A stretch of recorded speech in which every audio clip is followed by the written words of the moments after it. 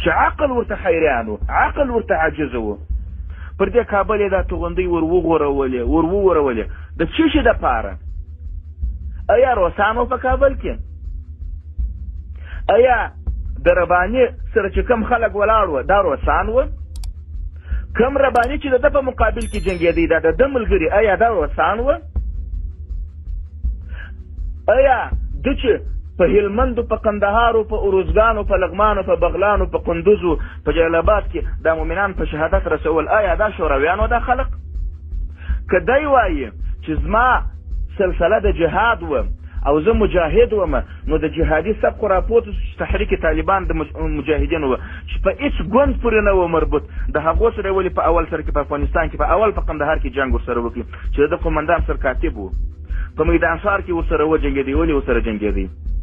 د انجینر نوم یو داسې سو اکسپایر سو په افغانستان کې، چا پیژندی ولاکم مګر څونکې چې په ده باندې په ده کې دننه کوم غرور، کبر، لویي، تکبر، استکبار او هغه خشم و دماغیت په ده کې پروت و، هغه په ده کې هېڅکله نه ځایېدی.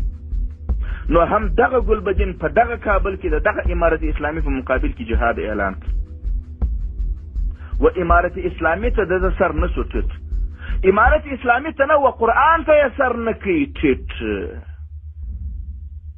څو هغه و چې مولا جل جلاله دی وشړی د کابله څه ولاړی دا سویپالی، دا سپیره، دا بدبخته، دا سرګردانه سپی، دا قاتل د افغانانو، دا خونخور، دا د شهداو وینې چښونکی، د شهداو د یتیمانو وینې زبېښونکی، دا بیا یو څو مرورک و.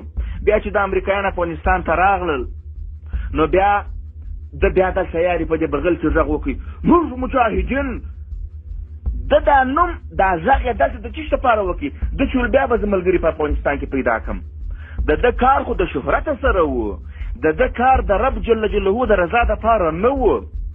زما دې په هغه واحد لا شریک خدای قسم وي چې ما وتایه و حضور ته ورپېښېږو، ای مخاطبه ای هغه څوک چې ما ته دې غوږ نیولی دی، خدای دې ما نه بخښي که د حرکات د خدای دپاره وه.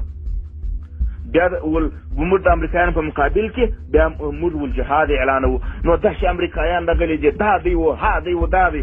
خو کله چې په ډګر کې د خپل ملګري ونه لیدل، یو څو محدودو کسانو ماتې وه چې هغه په یو کونج کنار کې جنګېدل د حزب په نامه باندې، هغه هم هغه غولېدلي انسانان وه چې در پایه پورې دوی نه و پېژندلي، هغو ته هم د افغانستان اسلامي امارت مجاهدینو مرستې ورکولې. نور ټول جهاد د دغو امریکایانو سره دا 15 کاله، دا 14 کاله مسلسل ټوله دنیا الله جل جلاله ملایکې او ټول د دې شاهدان چې اسلامي امارت د امریکایانو سره جهاد وکړي تر اوسه پورې ورسره شروع دي. دلته دا د ده نوم چې له منځه یې یووړی، طالب جان د ده نوم له منځه یووړی، د ده غرور یې له منځه یووړی، د ده تقریرونه، د ده دوکې، د ده کسمادرۍ، د ده چمونه، د ده بیدارۍ، د ده کونیګرۍ، د ده رقم چمونه، دا طالب جان له منځه وړي وه. خو هغه له منځه وړل د ده د غرور و د کبر هغه په ده کې ساړه نه سوله. طالب یې در امریکایي هم بد یوسي، طالب یې در شوروي هم بد یوسي، ځکه چې د ده نوم یې له منځه یووړی. نو دی وایي موږ هغه وخت جهاد کوئ چې طالب جان لا پیدا سوی نه و. دا بالکل منم چې کوم خلک چې ستا سره ولاړ وه دغه اوس طالبان پیدا سوي نه وه چې هغو خلکو جهاد کوئ. ته مه وایه هغو جهاد کوئ، جهاد هغو کړی دی. تو خو هغه څوک یې چې تا د دوی وینې وچښلې، تا د دوی جهاد خرڅ کړي، تا د دوی پر جهاد تجارت وکړي، تا د عربو د کویتیانو او د سعودیوالو پیسې راکش کړې، تا کمپنۍ په ترکیې و په فلاني ځای کې په خلاصې کړلې، او تا د هغه جهاد په برکت باندې خپل نوم لوړ کړي او بیرته د هغه جهاد د دوی پر سر ووهي. هغه مجاهدین و چې روسان یې ایستلي وه د رباني سره ولاړ، تا په کوم دلیل وژل؟ تا په کوم دلیل د هغو سره جنګ کوئ؟ دا د کبر، د غرور، د استکبار بچی، دا اکسپایر سوی زما زوی، دا نسو راپورته.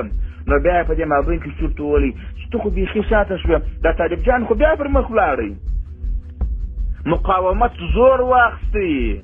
هغه تاجک مجاهدین هغه ازبک مجاهدین چې د هغو پلرو و نیکهګانو قربانۍ ورکړې وې هغه یتیمان رالوی سوله نن یې د طالب جان په بغل کې خپل مقاومت ته ادامه ورکړه چې دا طالب خو د خدای دپاره ولاړ دی دا خو د رب جل جلاله د رضا دپاره ولاړ دی دا اسلامي امارت خو پر پښتونولۍ نه دی ولاړ خو ګلبدین د پښتانه د ناموسه هم کار اخیستی د ده کوشش دا و چې نه پارسي زبان د ده په کار و نه ازبک په کار و نه هغه پښتون په کار و چې د په حزب کې نه وای د چې کومې بندیخانې و مسلمانانو ته ورکړي دي یو خدای په خبر دی چې شپږ میاشتې په کلو به عام مؤمنان عادي مؤمنان فقط حزبی به نه وو د دغه کونې د دغه دوس د دغه کوسۍ د دغه رنډۍ ملګری به نه وو